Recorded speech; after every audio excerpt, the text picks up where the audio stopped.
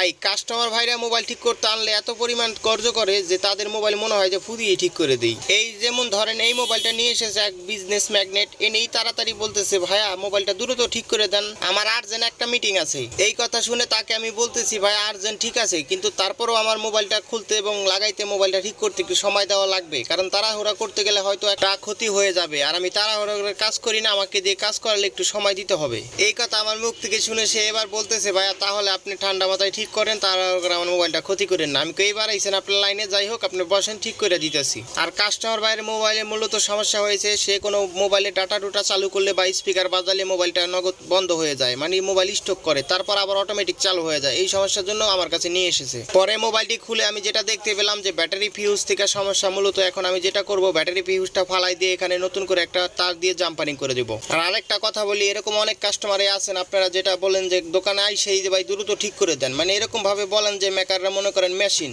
এক পাশটা দিব আরেক পাশটা ঠিক করে দিব, এরকম ভাবেন আপনারা। যাই হোক মোবাইল ঠিক করতে দিলে একটু সময় দিয়ে ঠিক করতে দেবেন, সেই ক্ষেত্রে আপনাদের মোবাইলটাই সেফ থাকবে এবং ভালোভাবে ঠিক হবে। পরে দেখতেই পারতেছেন বিজনেস ম্যাগনেটের ভাইয়ের মোবাইলটা পুরোপুরি ঠিক করে ফেলছি। এখন আমি সুন্দর করে নাটপাট লাগাই আস্তে করে আডামাডা দিয়ে মোবাইলের ব্যাকসেলটা লাগিয়ে তার হাতে মোবাইলটা বুঝাইয়া দেবো। এখন কথা হচ্ছে কাস্টমার ভাই যেহেতু বড় বিজনেস ম্যাগনেট, এখন কাস্টমার ভাই থেকে মোবাইলটি ঠিক করে মোবাইলটির বিল কয় টাকা রাখবো অবশ্যই আমাকে জানাবেন। আর দেখতেই পারতেছেন মোবাইলটা এখন পুরোপুরি সম্পূর্ণ কমপ্লিট।